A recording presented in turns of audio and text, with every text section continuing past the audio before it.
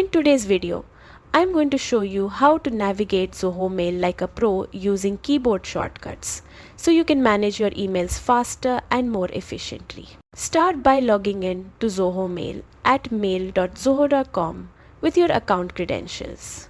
Once inside your inbox, click the gear icon in the top right corner and select View All Settings. Next, go to the Mail section, then click General and scroll down until you find keyboard shortcuts.